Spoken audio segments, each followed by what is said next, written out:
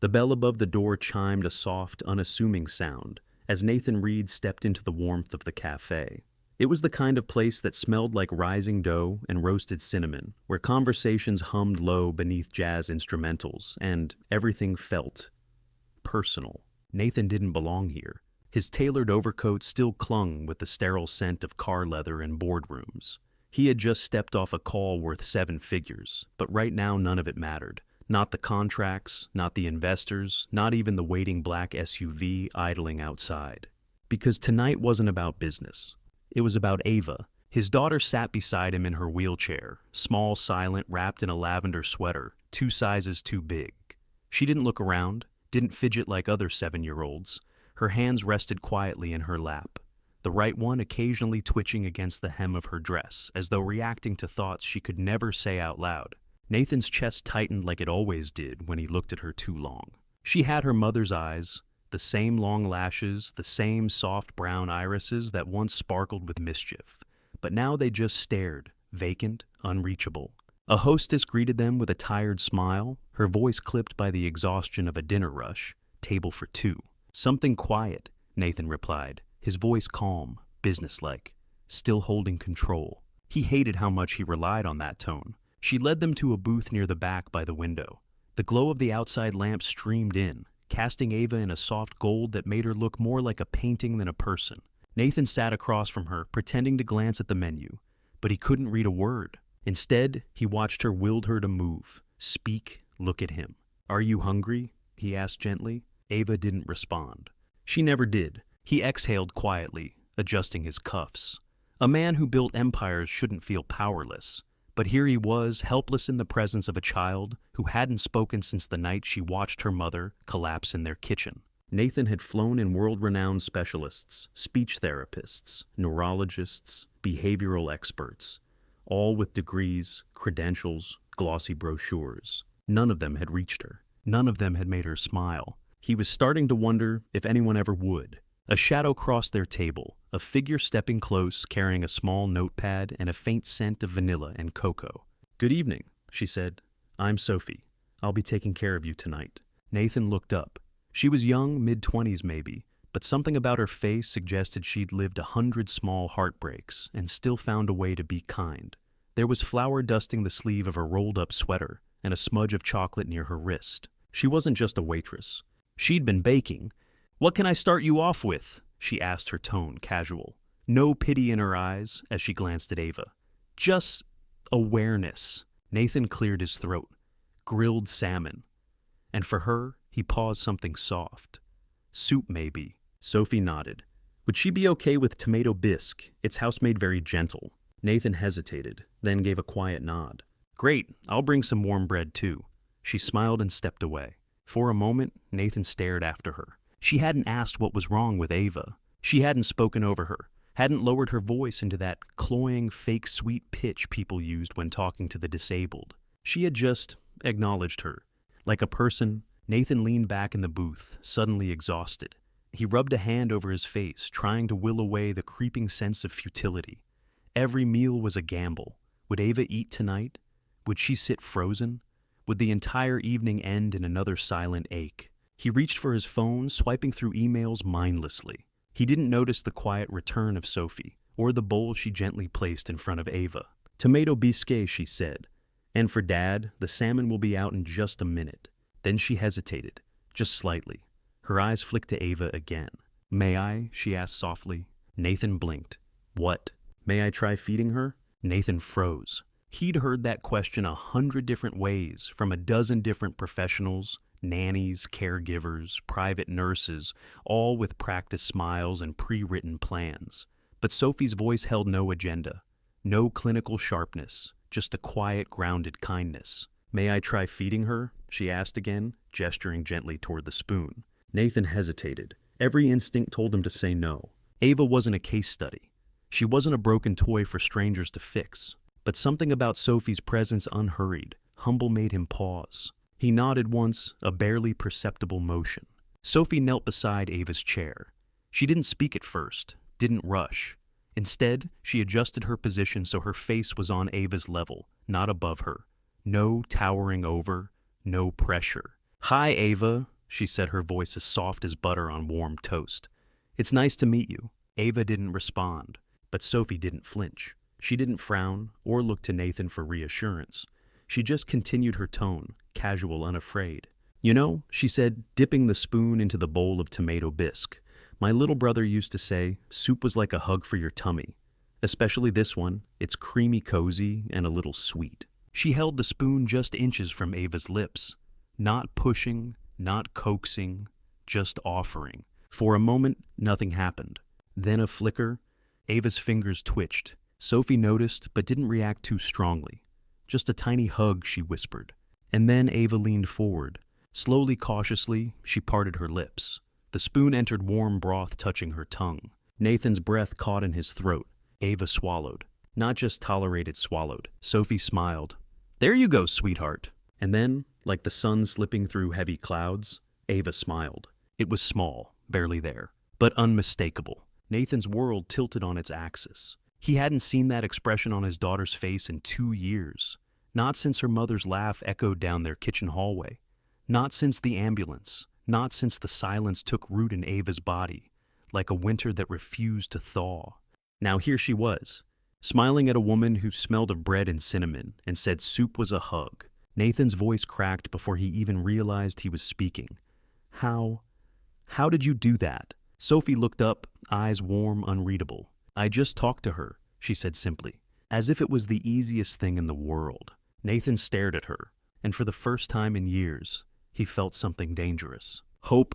Nathan didn't sleep that night. He sat in the armchair of his study, the lights dim, a half-finished glass of scotch forgotten beside him. The fire in the hearth had long since turned to embers, but the image in his mind refused to fade. Ava smiling. It replayed over and over, those few seconds of light, breaking through years of fog. And at the center of it all was her Sophie, the girl with flower on her sleeve and a voice like lullabies. Who was she? He pulled out his phone thumb, hovering for a moment before dialing Alan. He said when his assistant picked up groggily, I need you to look into someone for me, Sophie Moreno. She works at the Willow Cafe. I want to know everything. Quietly. The answer came by morning. Sophie wasn't just a waitress. She had once been a star student at UCLA's pediatric therapy program. Top of her class, award-winning, even professors had called her intuitive, compassionate, a natural. Then 2 years ago, she disappeared. No degree, no internships, no employment records, nothing. She had simply stopped. Nathan frowned at the report. There were no scandals, no arrests, no social media drama. Just silence, like she'd folded up her life and walked away from it. Why? He couldn't let it go. He needed to see her again, to ask, to understand. That evening, Nathan returned to the cafe. Not in his usual crisp suit and tie, he wore a navy sweater, jeans, a man trying to blend into a world that didn't belong to him. The place was quieter tonight. A few couples, a mother and child by the window, someone tapping at a laptop near the back. Nathan spotted her immediately clearing a table, her hair pulled into a messy bun, a smudge of flour on her cheek again. Sophie looked up and her body stiffened the second she saw him. Nathan, she said, surprised. Is everything all right with Ava? She's fine, he said, stepping closer. More than fine, I wanted to talk to you. I'm working, she replied quickly, already moving toward the counter. This won't take long. There was a pause, a flicker of something unreadable in her eyes, then a reluctant sigh. Give me a minute. She led him to a narrow side hall behind the counter. Crates of dry goods lined one side. A flickering bulb hummed above them. Nathan didn't waste time. You were incredible with Ava. You got through to her in a way no one else has. Sophie shifted uncomfortably. She's a child? Nathan, not a machine. People just forget to treat her like one. No, that's not it. He stepped forward, eyes narrowed. You've worked with kids like her before, haven't you? She stiffened. I just used to babysit, she said too quickly. You're lying. Silence. I did some digging. He continued, his voice. Even. You studied pediatric therapy at UCLA. You were at the top of your class, then you disappeared. No graduation, no follow-up work, nothing. Now you're here making coffee and soup. Her hands clenched into fists at her sides. I don't see how that's your business, she said quietly. Nathan took a step closer, not confrontational, just earnest. It is if you're the only person who's ever made my daughter smile. Sophie looked at him, and for the first time, Nathan saw it. A crack, a shadow, something she carried like a scar hidden beneath long sleeves. Whatever had made Sophie walk away from the life she was clearly born for, it hadn't gone away. And Nathan Reed, the man who closed billion-dollar deals before breakfast, stood in front of her utterly unsure of his next move. But certain of one thing, he had to find out what she was running from. Because if he could understand that, maybe he could bring Sophie back into the life she never stopped belonging to. Sophie didn't answer. She didn't argue, didn't deny it. She just stood there, as if Nathan's words had pulled something heavy out of her and dropped it on the floor between them. Then she whispered, "You had no right to look into my life." "I had every right," Nathan replied, his voice quiet but firm.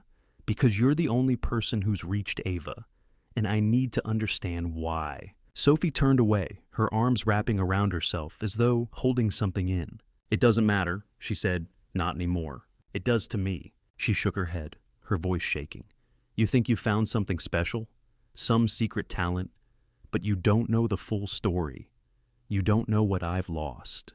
"Then tell me." Silence stretched between them, like glass brittle fragile. One breath too hard would shatter it. Sophie took that breath. "His name was Lucas," she said at last. "He was my brother." Nathan didn't move. He had a neurological disorder, rare, degenerative. From the time he was 3, the doctor said he wouldn't make it to 10. But I didn't accept that. I studied everything, pushed myself through school. Every class, every hour was for him. She turned toward Nathan, now her voice low and trembling. "He was sweet, kind, smart in ways most people never noticed, and he trusted me completely."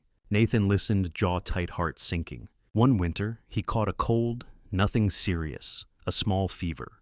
We'd been through worse. I thought it would pass. But that night, it didn't. Her voice cracked. By the time we got him to the hospital, it was too late. She looked up at Nathan, and there were tears in her eyes, but they didn't fall. "They said it wasn't my fault, that I couldn't have known, but they didn't understand. And I was supposed to know. I was the one who promised him he'd be okay. I was the one studying to take care of kids like him. I was supposed to save him." Her voice dropped to a whisper. "And I didn't." Nathan couldn't speak. He didn't try to fill the silence with empty sympathy. He just stood there, letting the weight of her grief settle in the space between them. "That's why I left," she said. "Why I walked away. I wasn't strong enough, and I sure as hell wasn't good enough." "You're wrong," Nathan said softly. She shook her head, wiping her cheeks with the back of her hand. "You don't get it. I can't go through that again. I can't get close to a child and lose them. I won't." She looked at him, then, eyes red but unwavering. "So, please, don't ask me to." And then she turned and walked away, leaving Nathan standing alone in the hallway of a cafe holding not a contract, but a story. One written in love and in loss, and he knew without a shadow of doubt she hadn't stopped being who she was. She had just stopped believing it was okay to be that person again. Nathan didn't press her again, not that night. But he didn't forget. The image of Sophie kneeling beside Ava, whispering warmth into her world of silence, haunted him, in the best and worst ways. He saw it in dreams. And in Ava's eyes, every time she stared at the front door, as if expecting someone who never came. So, days later, he returned to the cafe. Not to demand, not to beg. To ask, "Just 1 week," he said quietly, standing across from Sophie as she wiped down the counter. She didn't look up. "Sophie, I heard you," she said. Her voice was tired, but not cold. Just tired. "I'm not asking for a miracle. I'm not expecting Ava to be cured. His throat tightened. "Want her to smile again." Sophie stilled. And for the first time in days, Nathan saw the war behind her eyes, the fear of letting herself hope, and the greater fear of watching a child lose their light again. She exhaled slowly. 1 week, she said, the Carter estate sat on the edge of a pine-covered bluff, overlooking a still lake. It wasn't just a house. It was a fortress of steel and glass, sleek and modern. Every hallway echoed, every corner immaculate. But it didn't feel like a home. Not until Sophie stepped inside. She moved quietly, respectfully, clutched her tote bag to her chest like armor. Her eyes traced the walls lined with abstract art and the grand piano that hadn't been touched since the funeral. "This way," Nathan said, leading her down a corridor filled with silence. They stopped at a pale pink door. Ava's room. Sophie stepped in and gasped. The space was beautiful, soft colors, plush rugs, shelves lined with storybooks and stuffed bears. A sunlit window framed the lake beyond, and in the center in her chair was Ava. She didn't turn to look, didn't blink. Sophie knelt slow and deliberate, just like before. "Hi, sunshine," she whispered. "Did you miss me?" No answer, no reaction. But Sophie didn't expect one. She simply sat cross-legged beside her, pulled out a small hardcover book, and began to read. The first 2 days were hard. Ava flinched when Sophie touched her hand, turned away when she offered a toy. She was silent, withdrawn, lost in her world of shadows. And Sophie was terrified. What if she'd imagined that moment in the cafe? What if she'd made it worse? What if she failed her, like she had failed Lucas? But on the third night, something shifted. Sophie sat on the floor reading softly from a fairy tale. She didn't even look at Ava anymore, not out of indifference but out of respect. She simply let the story float between them, like dust in the afternoon sun. And the girl whispered into the wind, hoping the stars would hear her. A soft sound barely there stirred the silence. Tap, then again, tap, tap. Sophie glanced up. Ava's fingers were tapping the edge of her wheelchair tray. In rhythm, in perfect time, with Sophie's words. Sophie's breath caught in her throat. "You like this story, don't you?" she whispered. No reply, but the tapping continued. And it was enough. That night, when Ava had fallen asleep, Sophie sat beside her bed, smoothing the blanket over her small frame. She hesitated. Then, almost against her will, she began to sing. "You are my sunshine, my only sunshine." Her voice trembled. "You make me happy when skies are gray." The lullaby cracked something open inside her. She hadn't sung it since Lucas had promised herself she never would again. But now, watching Ava's hand curl around the corner of her pillow, she couldn't stop. Outside the room, Nathan stood frozen in the hallway. He had been passing by. But now, listening to that soft, aching voice, his daughter sleeping peacefully for the first time in months, he found himself clutching the doorframe, barely breathing. It wasn't the therapists, the specialists, the strategies. It was her, and something inside Nathan Reed, a man who'd built an empire from cold logic and fierce control, finally cracked. He didn't just feel admiration. He felt awe. From that night forward, everything shifted.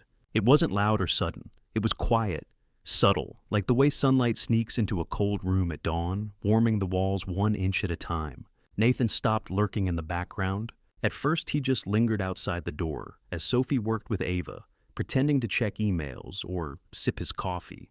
But then he began to join. He held Ava's hand during stretches, helped stack colored blocks, sat cross-legged on the carpet as Sophie read fairy tales, his voice trembling as he offered to read a page. Sophie watched him with quiet surprise.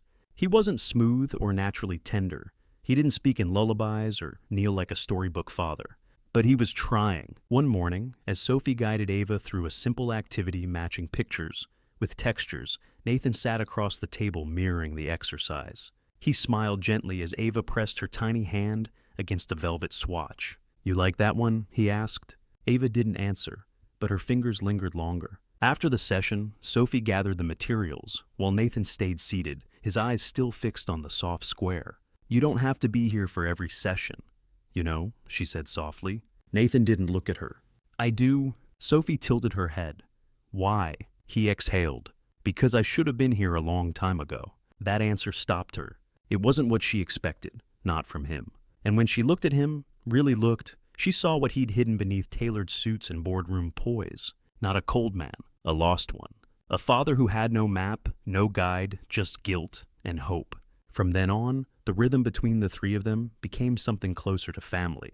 Nathan laughed more, not the rehearsed chuckles from charity galas or interviews, but real laughter, unpolished, earnest. He teased Sophie gently when she burned the toast during breakfast. He read Ava bedtime stories with voices so ridiculous they made her shoulders shake with suppressed giggles. And Sophie, she started to believe maybe this wasn't just temporary. Maybe she wasn't broken. Maybe she could still be something good in someone's life. One evening after Ava had drifted to sleep, Nathan and Sophie sat on the back patio, wrapped in sweaters, warm tea in hand. The lake shimmered in moonlight, the pine trees whispering their secrets in the breeze. "She's improving," Sophie said softly. Nathan nodded, watching the stars. "Because of you." Sophie shook her head. "Because of herself, I'm just showing her what she already has." He turned to her. Then, There was a new look in his eyes, deeper than gratitude, softer than admiration. "You do that for everyone, don't you?" he murmured. Sophie blinked. "What? You make people believe in things they've stopped believing in themselves? Hope healing?" His voice trailed off. Sophie looked away, her heart stumbling in her chest, and then barely a whisper. "I used to think that—" Nathan didn't press. But the way he looked at her, as if she was more than just Ava's miracle, as if she was his, too terrified her. Because that look was dangerous. That look said, "I see you." And being seen meant being vulnerable again. It happened in the quiet. No sweeping music, no sudden declarations. Just two people sitting side by side under a canopy of stars, both afraid to say what their hearts had long suspected. Sophie shivered slightly as a breeze rolled off the lake. Without a word, Nathan stood and fetched the throw blanket from behind her chair. He didn't drape it over her shoulders like in the movies. He handed it to her, quietly respectful, leaving space. That was what made her chest ache. He always left space, even when he was sitting beside her, even when his eyes were filled with something deeper than she could name. "I used to be terrified of silence," he said suddenly. "After my wife passed, I'd leave the TV on just to hear something, anything." Sophie looked at him, startled by the confession. But now, he turned to face her. "I like this silence." She didn't speak. "Because it's not empty," he said, "it's peaceful." And then he reached out, not fast, not urgent, just slow, careful. His fingers brushed hers. She didn't pull away. Instead, she looked at him, really looked, and saw a man who wasn't trying to fix her or save her, just be with her. And that's when he kissed her. It wasn't perfect. His hand trembled slightly. Her breath caught, but it was soft, gentle, a question, not a demand. And for one small, stolen moment, she let herself answer. Her hand found his shoulder. His fingers brushed her cheek. She felt warmth in places that had long gone cold. She let herself feel, until she couldn't anymore. She pulled back. Too fast. Her breath came in uneven waves as she stood abruptly, heart pounding. "I'm sorry," she stammered. "Sophie." "No," she shook her head. Stepping back, "I shouldn't have. That was a mistake." Nathan's brow furrowed. It was, she snapped, her voice too sharp, too afraid. "You think this is something it's not?" His eyes darkened. "What do you mean?" She hesitated, then drew the dagger she'd been hiding behind her ribs. "You don't want me," she said. "You want someone to fill the space your wife left behind." The silence that followed was brutal. Nathan's jaw tightened. The wounded flash in his eyes told her everything she needed to know. But she wasn't done running. "I can't do this, Nathan," she said quietly. "I can't lose another person I care about." And just like that, she turned and walked away. Nathan didn't follow, not because he didn't want to, but because this time he understood. She wasn't pushing him away out of pride. She was pushing him away because she was afraid of what it meant if she stayed. Sophie was gone. She didn't leave a note, didn't answer his calls. By morning, the only sign she'd ever been there was the folded blanket on the patio chair and the faint scent of cinnamon in the hallway. Nathan told himself it was fine. She'd said from the beginning it was temporary. He tried to convince himself that this rupture was expected, but nothing prepared him for what came next. Ava stopped eating. At first it was subtle. She turned away from the spoon during breakfast, refused the applesauce she usually tolerated. Then she began refusing to make eye contact. She'd push away books, wouldn't hum or tap along with music anymore. She stopped smiling, stopped sleeping. The house, once filled with quiet warmth, turned back into a mausoleum of polished stone and sterile silence. Nathan tried. God, he tried. He read the same stories Sophie used to, reheated the soup, played the silly games, sang the lullaby, off-key voice cracking by the second verse. But Ava didn't respond. She wouldn't even look at him. One night, while pacing outside her room, Nathan heard something that shattered him. Crying, not loud, not panicked. Just soft, muffled sobs into her pillow. He opened the door slowly. She was curled on her side, fist-clenched face buried deep in the blankets. Nathan knelt beside her. "Ava," he whispered. No response. He brushed a curl from her cheek, gently, almost scared to touch her. "Please talk to me," he said, voice barely above a breath. A long pause. Then so quiet he almost missed it, Ava whispered. "Where's Sophie?" Nathan closed his eyes. The guilt hit him like a freight train. He had told himself that Sophie was just a caregiver, temporary, a spark. But he had been wrong. She was family, and he had let her walk away. Not because he didn't care, but because he hadn't had the courage to tell her the truth when it mattered most. That night, he didn't sleep. He sat on the edge of Ava's bed, watching her tiny chest rise and fall, her face still streaked with tears. By dawn, he'd made a decision. He picked up his phone. He didn't call his assistant, didn't check his schedule. He simply picked up Ava in his arms, wrapped her coat around her small shoulders, and drove straight to the Willow Cafe. Sophie was at the counter when they walked in.